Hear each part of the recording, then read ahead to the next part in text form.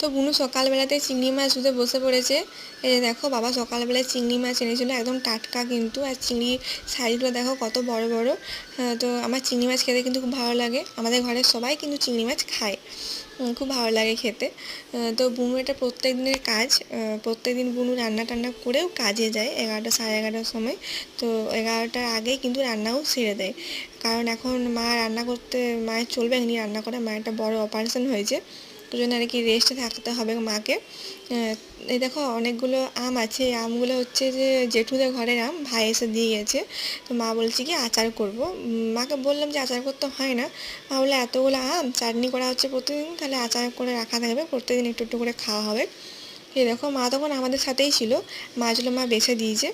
তারপর মা এখনো বসলো, আর এদিকে আমি বসেই ছিলাম, তো বিছানার চাদরটা অনেক নোংরা হয়ে গেছে, জন্য বুনু আর কি অন্য চাদর পাচ্ছে। আর এদিকে দেখো রেডি হয়ে গেছে গরম গরম আলুর দম, আমার বুনুর হাতে সকালেই আলুর দম করা হয়ে গেছে, কালারটা কিন্তু খুব সুন্দর হয়েছে। আর সেন্টটাও কিন্তু খুব সুন্দর বেরিয়েছে, খেতে খুব সুন্দরই হবে মনে হচ্ছে, ভালোই লাগবে খেতে, টেস্টি টেস্টি। আমার বুনুর হাতে রান্না খেতে কিন্তু খুব ভালো লাগে।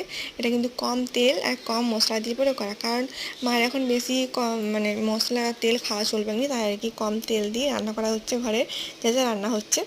তো এই যে দেখো বুনুর বিছানা চাদর পাতা কমপ্লিট, কারণ অনেক জোর খিদা পেয়ে গেছে, জন্য খেতে বসে পড়েছি আমি আর বুনু। এই যে দেখো গরম গরম আলুর দম আর মুড়ি, তার সাথে হচ্ছে শসা আর পেঁয়াজ, আর কি চাই, বাঙালিদের মানে এটাই হচ্ছে প্রিয় খাবার। আর আমরা তো মুড়ি মানে কি বলবো, মুড়ি খেতে খুব ভালো লাগে, সকালে আমরা মুড়িই খাই। তো আলুরদমটা খেতে অনেক টেস্টি হয়েছিল, অনেকগুলো মুড়ি খাওয়া হয়ে গেছে আজকে। তো বুনুকে অনেকক্ষণ ধরে বলছি যে খেতে বস, ও বলছে না আগে রান্নাটা সারবো তারপরেই খাবো। আর বাবার খাওয়া হয়ে গেছে, আর মা চান করছে, মা চান করে খাবে। তো দেখো আমি আর বুনু দুজনেই বসে পড়ে গেছি, আর আমার এখন না খিদা পেলে আমি থাকতে পারি না, মনে হয় কি কখন খাবো। তারপরে বুনুকে অনেক করে বললাম তুই বস, আমি এঁচোড় চিংড়িটা বসাবো, তার আগে আমি চানটা সেরে নেবো। তো তারপরে আমি দেখো চান টান সেরে আমি চলে এসেছি, দিয়ে চান টান সেরে এসে আমি তরকারিটা বসিয়ে দিয়েছিলাম, আর দেরি করিনি, কারণ বুনু নিয়ে যায় তরকারি, যেখানে কাজে যায় ও তরকারি নিয়ে যায়, রুটি তরকারি নিয়ে যায়। এ দেখো বুনু এদিকে রেডি হয়ে গেছে চিংড়ি ঝাল দিয়ে আর কাঁচকলা ভাজা, আমি এদিকে এঁচোড় চিংড়ি করছি, আর ডাল আর ভাতটা একটু পরে হবে।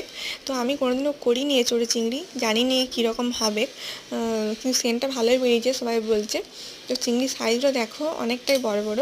তো এঁচোড়টাকে আমি ফার্স্টে সিদ্ধ করে নিয়েছিলাম, সিদ্ধ করে তারপরে কষে বসিয়েছি, ঝোল ঝোল হবে নি, একটু মাখা মাখাই হবে, তো জন্য আর কি কম করে জল দিয়েছি। তো সেন্টটা তো ভালোই বেরিয়েছে, জানি না কীরকম হবে। তারপরে রান্না বান্না সারা হয়ে গেছে, এখন সবাই মিলে খেতে বসে পড়ে গেছি, তোমাদের সঙ্গে ভিডিওটা করা হয়নি। তো চাটনির